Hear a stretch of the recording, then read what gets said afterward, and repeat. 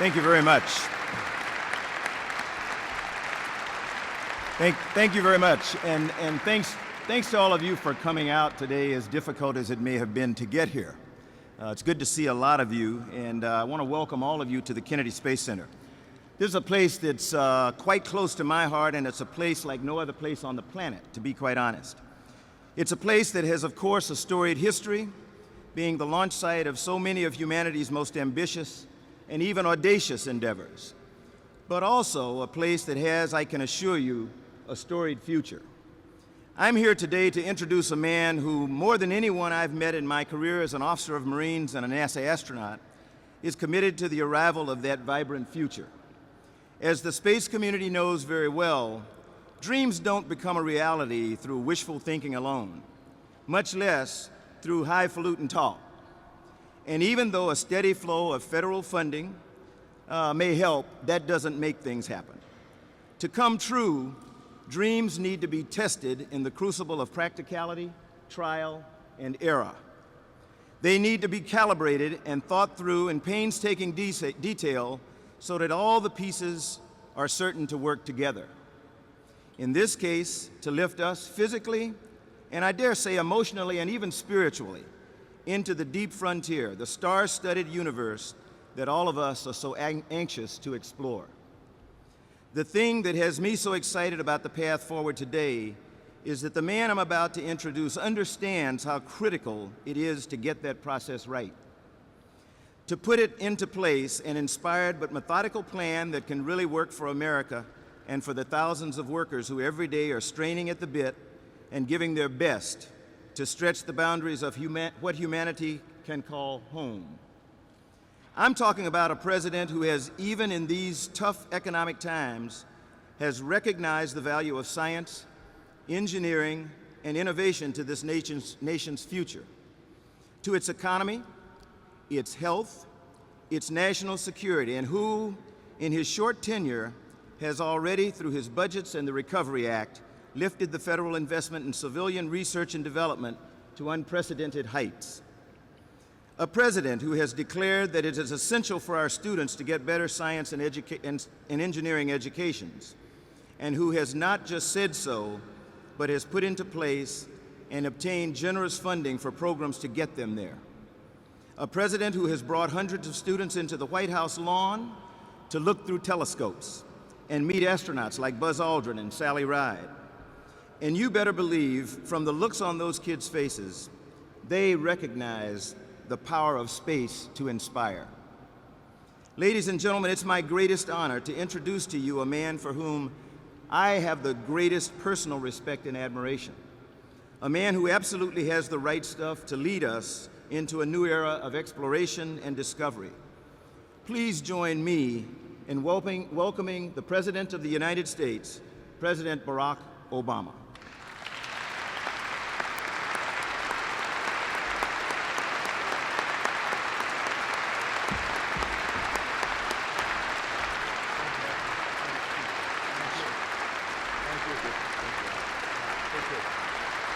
Thank you, everybody. Thank you. Thank you so much. Thank you, everybody. Please have a seat. Thank you. I want to thank Senator Bill Nelson and NASA Administrator Charlie Bolden for their extraordinary leadership. I want to recognize Dr. Buzz Aldrin as well, who's in the House.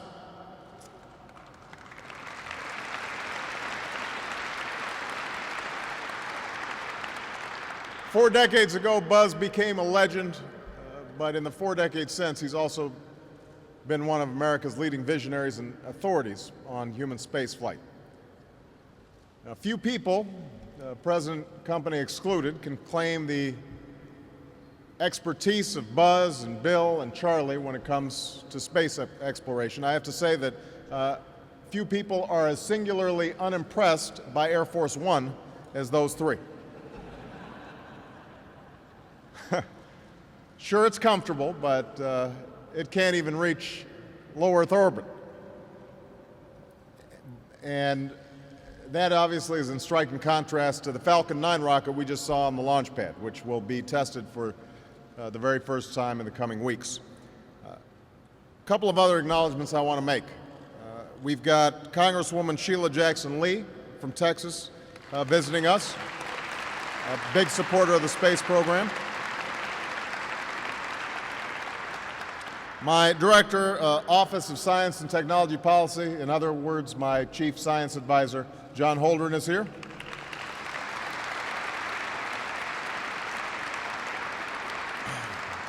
And most of all, I want to acknowledge your Congresswoman, Suzanne Cosmos, because every time I meet with her, including the flight down here, she reminds me of how important our NASA programs are and how important this facility is. And she is fighting for every single one of you and for her district and for the jobs in her district. And you should know that you've got a great champion in Congresswoman Cosmos. Please give her a big round of applause.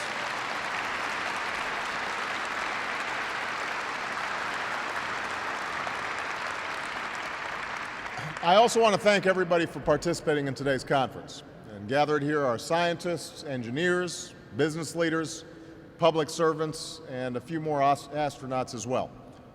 And last but not least, I want to thank the men and women of NASA for welcoming me to the Kennedy Space Center and for your contributions not only to America, but to the world. Here at the Kennedy Space Center, we are surrounded by monuments and milestones of those contributions. It was from here that NASA launched the missions of Mercury and Gemini and Apollo. It was from here that Space Shuttle Discovery, piloted by Charlie Bolton, carried the Hubble telescope into orbit, allowing us to plumb the deepest recesses of our galaxy. And I should point out, by the way, that in my private office, just off the Oval, I've got the picture of Jupiter from the Hubble. So thank you, Charlie, for helping to decorate my office. It was from here that men and women, propelled by sheer nerve and talent, set about pushing the boundaries of humanity's reach. That's the story of NASA. And it's a story that started a little more than half a century ago, far from the Space Coast in a remote and desolate region of what is now called Kazakhstan, because it was from there that the Soviet Union launched Sputnik, the first artificial satellite to orbit the Earth, which was little more than a few pieces of metal with a transmitter and a battery strapped to the top of a missile. But the world was stunned. Americans were dumbfounded. The Soviets, it was perceived, had taken the lead in a race for which we were not yet fully prepared. But we caught up very quickly. President Eisenhower signed legislation to create NASA and to invest in science and math education from grade school to graduate school. In 1961, President Kennedy boldly declared before a joint session of Congress that the United States would send a man to the moon and return him safely to the Earth within a decade. And as a nation, we set about meeting that goal, reaping rewards that have, in the decades since, touched every facet of our lives. NASA was at the forefront. Many gave their careers to the effort, and some have given far more. In the years that have followed, the space race inspired a generation of scientists and innovators, including, I'm sure, many of you. It's contributed to immeasurable technological advances that have improved our health and well-being, from satellite navigation to water purification, from aerospace manufacturing to medical imaging. Although I have to say, during a meeting right before I came out on stage, somebody said, you know, it's more than just Tang, and I had to point out I actually really like Tang. I thought that was very cool. And leading the world to space helped America achieve new heights of prosperity here on Earth, while demonstrating the power of a free and open society to harness the ingenuity of its people. And on a personal note, I have been part of that generation so inspired by the space program. 1961 was the year of my birth, the year that Kennedy made his announcement. And one of my earliest memories is sitting on my grandfather's shoulders, waving a flag as astronauts arrived in Hawaii. For me, the space program has always captured an essential part of what it means to be an American. Reaching for new heights, stretching beyond what previously did not seem possible. And so as president, I believe that space exploration is not a luxury, it's not an afterthought in America's quest for a brighter future. It is an essential part of that quest. So today I'd like to talk about the next chapter in this story. Now, the challenges facing our space program are different, and our imperatives for this program are different than in decades past. We're no longer racing against an adversary. We're no longer competing to achieve a singular goal like reaching the moon. In fact, what was once a global competition has long since become a global collaboration. But while the measure of our achievements has changed a great deal over the past 50 years, what we do or fail to do in seeking new frontiers is no less consequential for our future in space and here on Earth. So let me start by being extremely clear. I am 100% committed to the mission of NASA and its future. Because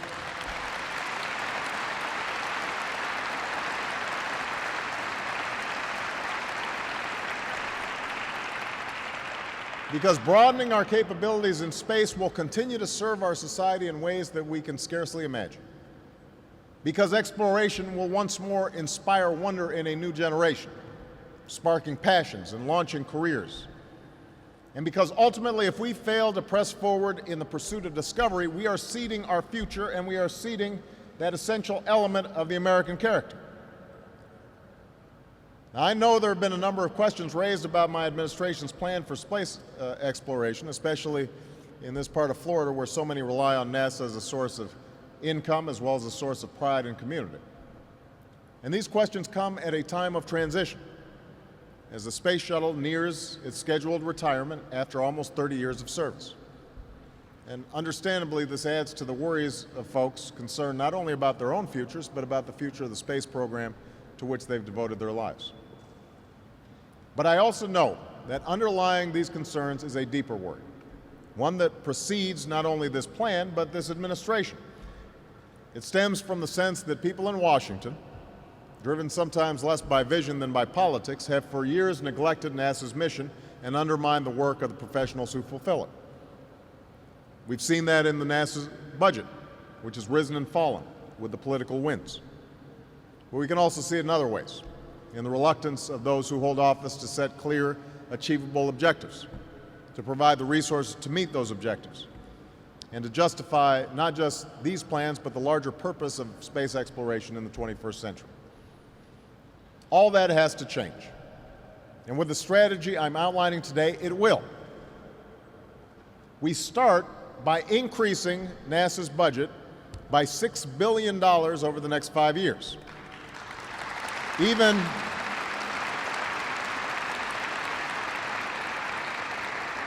I want people to understand the context of this. This is happening even as we have instituted a freeze on discretionary spending and sought to make cuts elsewhere in the budget. So NASA, from the start, several months ago when I issued my budget, was one of the areas where we didn't just maintain a freeze, but we actually increased funding by $6 billion.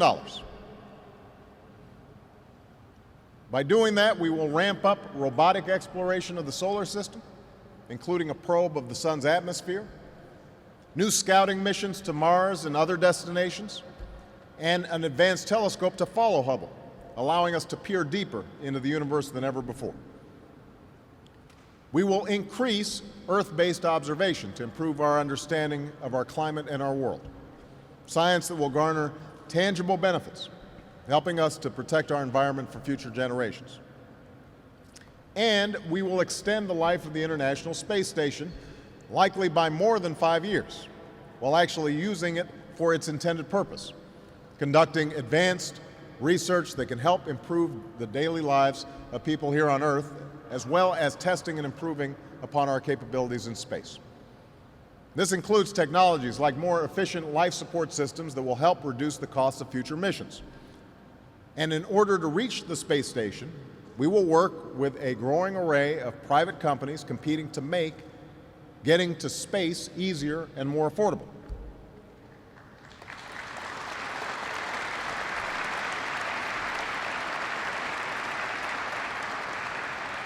Now, I recognize that some have said it is unfeasible or unwise to work with the private sector in this way. I disagree. The truth is, NASA has always relied on private industry to help design and build the vehicles that carry astronauts to space, from the Mercury capsule that carried John Glenn into orbit nearly 50 years ago, to the Space Shuttle Discovery currently orbiting overhead. By buying the services of space transportation, rather than the vehicles themselves, we can continue to ensure rigorous safety standards are met, but we will also accelerate the pace of innovations as companies, from young startups to established leaders, compete to design and build and launch new means of carrying people and materials out of our atmosphere. In addition, as part of this effort, we will build on the good work already done on the Orion crew capsule.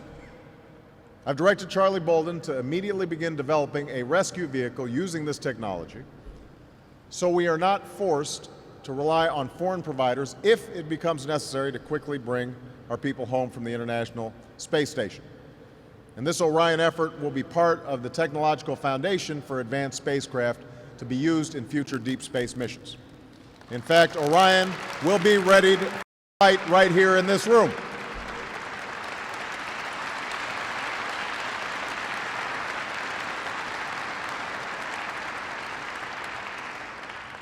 Next, we will invest more than $3 billion to conduct research on an advanced heavy lift rocket, a vehicle to efficiently send into orbit the crew capsules, propulsion systems, and large quantities of supplies needed to reach deep space. In developing this new vehicle, we will not only look at revising or modifying older models, we want to look at new designs, new materials, new technologies that will transform not just where we can go, but what we can do when we get there. And we will finalize a rocket design no later than 2015 and then begin to build it.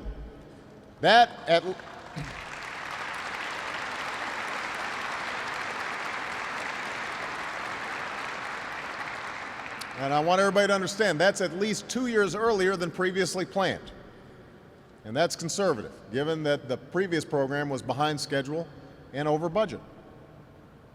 At the same time, after decades of neglect, we will increase investment right away in other groundbreaking technologies that will allow astronauts to reach space sooner and more often, to travel farther and faster for less cost, and to live and work in space for longer periods of time more safely. That means tackling major scientific and technological challenges. Now, how do we shield astronauts from radiation on longer missions? How do we harness resources on distant worlds? How do we supply spacecraft with energy needed for these far-reaching journeys? These are questions that we can answer and will answer.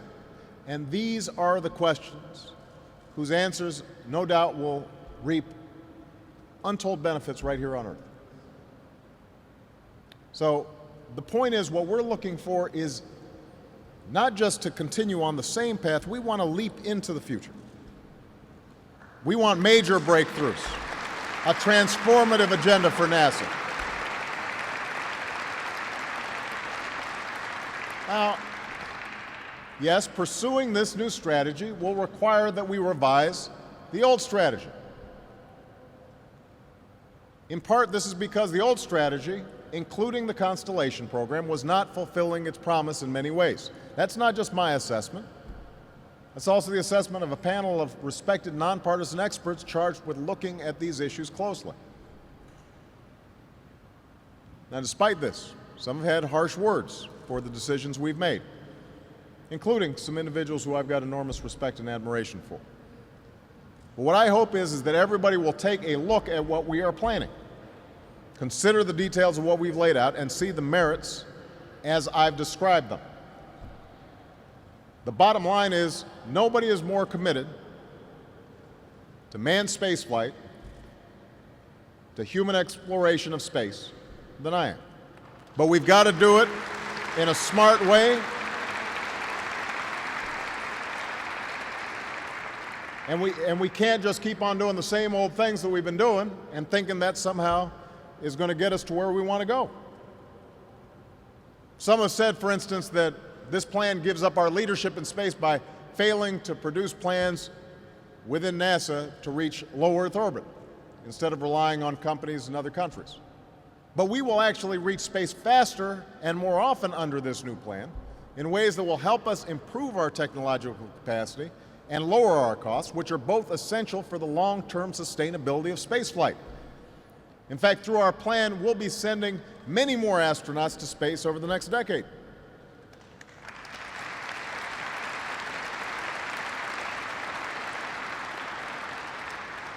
There are also those who've criticized our decision to end parts of Constellation as one that will hinder space exploration below low Earth orbit.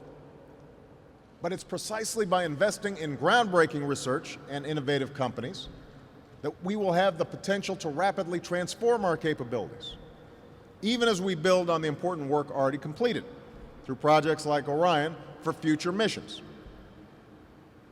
And unlike the previous program, we are setting a course with specific and achievable milestones. Early in the next decade, a set of crewed flights will test and prove the systems required for exploration beyond low Earth orbit. And by 2025, we expect new spacecraft designed for long journeys to allow us to begin the first ever crewed missions beyond the moon into deep space. So we'll start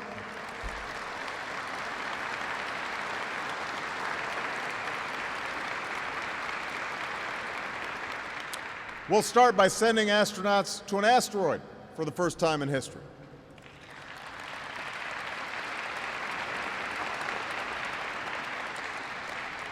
By the mid-2030s, I believe we can send humans to orbit Mars and return them safely to Earth. And a landing on Mars will follow, and I expect to be around to see it.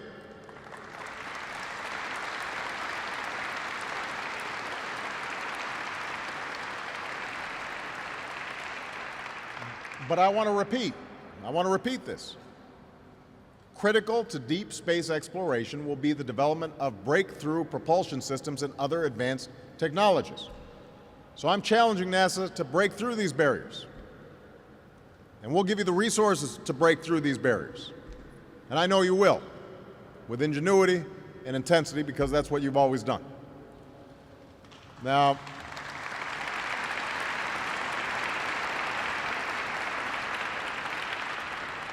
I understand that some believe that we should attempt a return to the surface of the moon first, as previously planned. But I just have to say, pretty bluntly here, we've been there before. Buzz has been there. There's a lot more of space to explore and a lot more to learn when we do. So I believe it's more important to ramp up our capabilities to reach and operate at a series of increasingly demanding targets while advancing our technological capabilities with each step forward. And that's what this strategy does. And that's how we will ensure that our leadership in space is even stronger in this new century than it was in the last.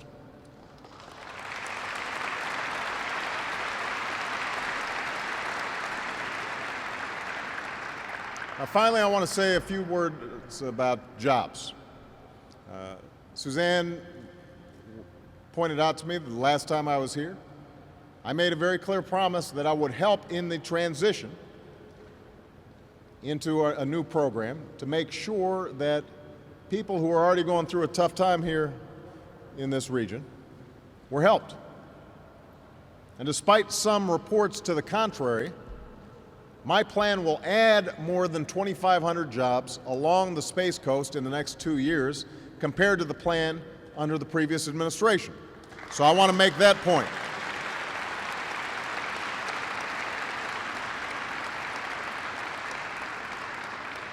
We're going to modernize the Kennedy Space Center, creating jobs as we upgrade launch facilities. And there's potential for even more jobs as companies in Florida and across America compete to be part of a new space transportation industry. And some of those industry leaders are here today. This holds the promise of generating more than 10,000 jobs nationwide over the next few years. And many of these jobs will be created right here in Florida because this is an area primed to lead in this competition.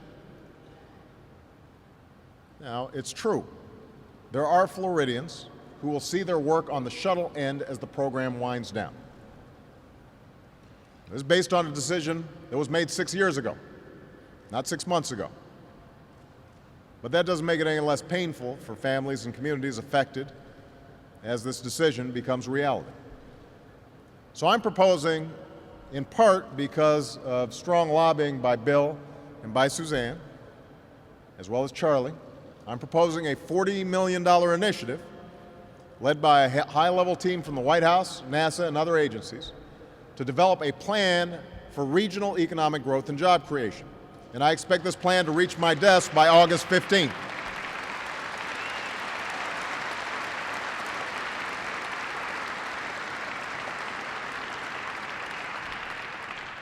It's an effort that will help prepare this already skilled workforce for new opportunities in the space industry and beyond.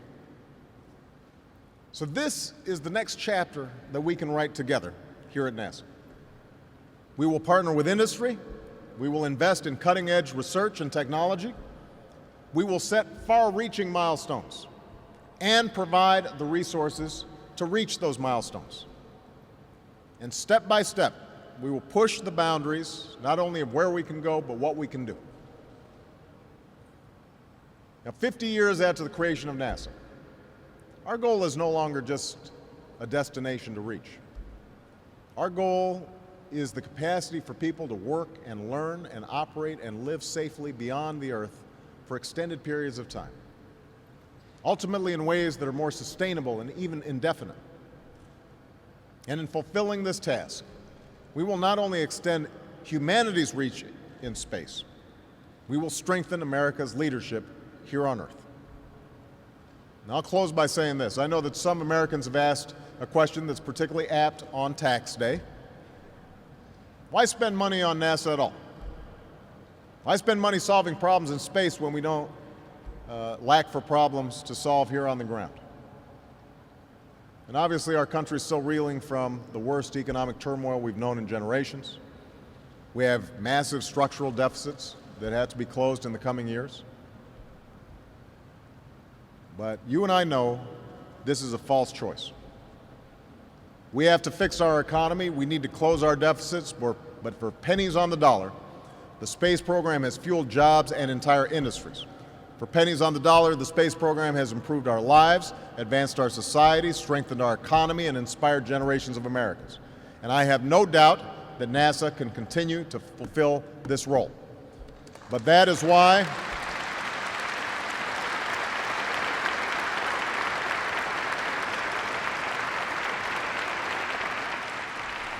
But I want to say clearly to those of you who work for NASA, but to the entire community that has been so supportive of the space program in this area.